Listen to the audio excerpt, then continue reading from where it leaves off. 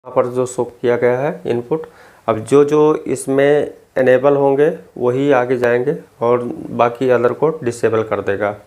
यानी किसी एक इनपुट एक्टिव होगी तो बाकी और सारे को रोक दिया जाएगा। एक्टिव केवल एक ही रहेगा जिसके डेटा आगे ट्रांसफ़र होंगे।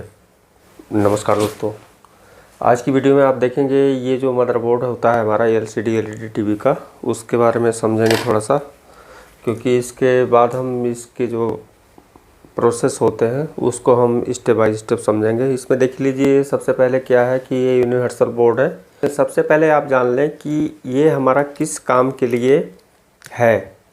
यहाँ पर आप देखेंगे तो यहाँ पे पाँच इनपुट है, यानी 5 इनपुट पोर्ट यहाँ पर दिए गए हैं। जैसे एक है HDMI, एक है BGA, दूसरा USB और AB, फिर RF। जैसे इसमें देख सकते हैं ये हमारा BGA है और यहाँ पर ये HDMI है, ये ऑडियो आउटपुट इनपुट है, AB जिसे बोलते हैं। तो AB में जो 3 पिने हैं, एक लेफ़्ट राइट ऑडियो हो गया और एक पीला वाला वीडियो हो गया, ठीक है। फिर ये हो गया USB और ये हो गया RF। ये दोनों को मैंने छोड़ दिया है, ये ऑडियो से रिलेटेड है। एक PC के लिए है ऑडियो और एक है ईयरफोन के लिए है। ये दोनों सॉकेट इसे मैंने इसमें नहीं लगाया है। ये ऑडियो से इसका आउटपुट है, ये हमने केवल इनपुट को यहाँ पे शो किया है। अभी इनपुट में क्या होता है कि जो इसके साथ में ऑडियो होगा, यानी जो भी ऑडियो होगा वो स्पीकर से एम्पलीफाई होके, यानी जो हमारा आउटपुट IC है ऑडियो का ये वाला, इसके द्वारा एम्पलीफाई होके साउंड में, यानी इसमें स्पीकर में दोनों में लेफ़्ट राइट में कन्वर्ट हो जाएगा।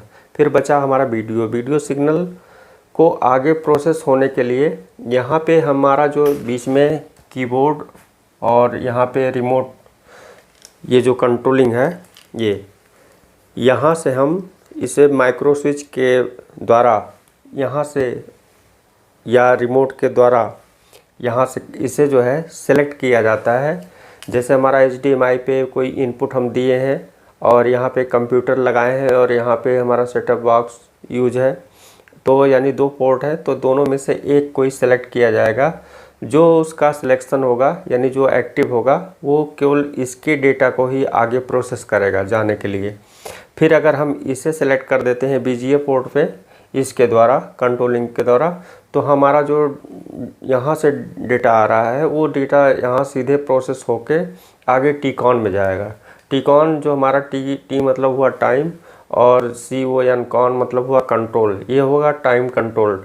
टाइमिंग कंट्रोल यहाँ पे इसलिए इसको यूज किया गया है क्योंकि जो भी यहाँ से डेटा प्रोसेस हो रहे हैं वो एक टाइम के अनुसार वो जो है स्कैन करेंगे, क्योंकि स्कैनिंग जो हमारी है एक फ्रीक्वेंसी है जो पैनल के वर्टिकल और हॉरिजॉन्टल के रूप में लाइन स्कैन होती है। उसी स्कैन पे ये हमारे सारे पिक्चर जो इमेज बनते हैं उसी पे जाके बनते हैं। आप देखते होंगे डिजिटल में एक बॉक्स टाइप के डॉट डॉट करके सारे इमेज डिज़ाइन होते हैं।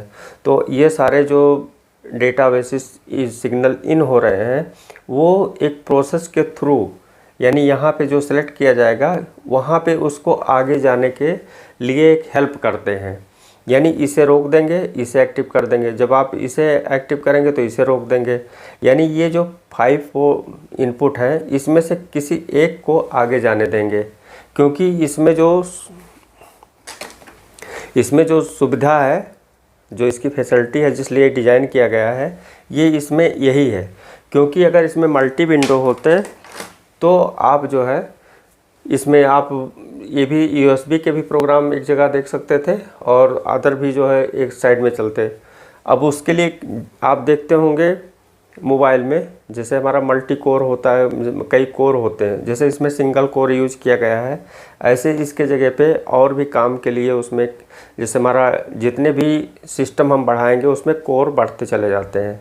अब यहाँ पे एक हम नॉर्मल मदरबोर्ड को समझेंगे कि इसके काम कैसे करते हैं। तो एक बात तो क्लियर हो गया कि यहाँ पे हमारा वीडियो ऑडियो जो इनपुट होता है उसको प्रोसेस करके आगे निकाल देते हैं। जैसे मान लीजिए हमारा कोई खाना बनाया है, यानी कोई भोजन खाना जो कंप्लीट बना है उसे अपने अपने जगह पे केवल ले जाकर रखने की ज़रूरत है। तो सेम हमारा यहाँ पे वीडियो ऑडियो जो भी इनपुट हो रहे हैं वो सारे सिग्नल ऑलरेडी बने होते हैं, उसी के साथ सिंक जोड़े होते हैं।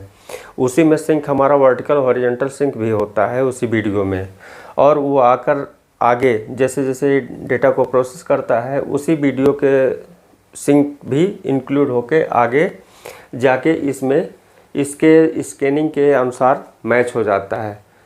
आप देखते होंगे टीकॉन में जो कुछ सिग्नल हैं उसके जो बेसिक वोल्टेज के अलावा कुछ सिग्नल हैं जो हमारा टीकॉन आईसी से आउट होते हैं, उसे जब हम उसमें समझेंगे पैनल के उसमें टीकॉन में, तब आपको ये और चीज़ें स्पष्ट हो जाएगी एक एक पॉइंट कि इसके ना मिलने से क्या होता है, इससे अगर ये कैसे स्कैनिंग करता है, इसकी फ्रीक्वेंसी क्या होती है। तो सारी चीज़ों को आप स्टेप बाय स्टेप क्लियर समझेंगे तो आपको लगेगा कि हाँ ये जो है जितने भी सिग्नल इन हो रहे हैं ये सीधे जाकर एक जगह पे रन हो जा रहे हैं। अब यहाँ पर इस चीज़ को आप समझ लें कि जैसे हमारा जो सिस्टम यहाँ पे डिज़ाइन किया गया है, ये एक पिक्चर के लिए जो डिस्प्ले के रूप में यहाँ पर दिखाई देगा, चाहे इमेज हो चाहे वीडियो हो, वो आपका यहाँ पे एक डिस्प्ले होगा, और यहाँ पे जो सुनने वाला काम होगा ये इस स्पीकर के द्वारा होगा। तो आप चाहे वो कंप्यूटर हुआ चाहे लैपटॉप हुआ, किसी के भी सिग्नल को जो अगर बीजीए के रूप में अगर या एचडीएमआई के रूप में यहाँ पे इन कराते हैं तो इनमें जो भी डेटा आ रहे हैं उसके अकॉर्डिंग ये प्रोसेस होके ऑडियो अलग हो जाएगा और वीडियो अलग हो जाएगा। तो इसी तरीके से इसमें बस केवल एक समझ लीजिए कि एक दरवाज़ा है कि हाँ इसको रोक दिया जाए, इसको जाने दिया जाए, यानी मान लीजिए इससे सेलेक्ट कर दिए इससे, जैसा कि मैं बताया हूँ उसी हिसाब से ये पांचों को जो है आप किसी एक पे अगर रहेगा तो ये चारों नहीं काम करेंगे, फिर अगर ये रहेगा तो ये चार नहीं काम करेंगे, यानी कोई भी एक इनपुट यहाँ पे दिखाई देगा। अब आगे हम जब बात करेंगे एंड्रॉयड बोर्ड पे तो उसमें और एक चीज़ें जुड़ेंगी इनपुट जो इसमें नहीं है, जैसे मल्टीमीडिया हमारा इसमें नहीं है, ये एक नॉर्मल है। अब इसके बाद इसमें और भी जुड़ जाते हैं, जैसे किसी किसी में 2 HDMI होते हैं, किसी में BGA होता नहीं है क्योंकि ये ओल्ड पोर्ट हो गए। अब किसी किसी में अब ये RF भी नहीं होता इस समय। अब किसी किसी में USB 2 होता है, 2 HDMI होता है, 2 ऑडियो वीडियो होता है। इसमें क्या होता है कि सबको सिलेक्ट करके रखा जाता है, यानी उसमें जैसे लैपटॉप को जोड़ दिया गया या हमारे कंप्यूटर को जोड़ दिया गया, सेटअप बॉक्स को जोड़ दिया गया। अब उसमें केवल एक काम हमको करना पड़ता है कि रिमोट से हम इसके इनपुट को सिलेक्ट करेंगे जो हमको चलाना होगा और मॉनिटर पे उसको देख लेंगे। लेकिन अब जो इस समय जैसे हमारे मल्टी विंडो है, तो अब आप एक साथ जो आने वाली जो टेक्नोलॉजी है उस पर आप यहाँ पे मल्टी विंडो ही देख सकते हैं।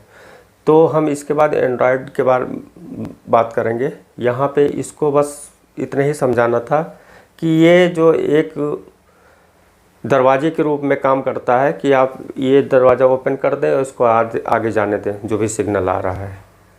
ठीक, अब ये कैसे वर्क करता है इसको हम समझेंगे जो हमारा सॉफ्टवेयर है कि सॉफ्टवेयर का क्या काम है और सॉफ्टवेयर कैसे इसके अनुसार काम करता है, उसको हम समझेंगे। तो आज की वीडियो में बस इतना ही, मिलते हैं नेक्स्ट वीडियो में। थैंक यू दोस्तों।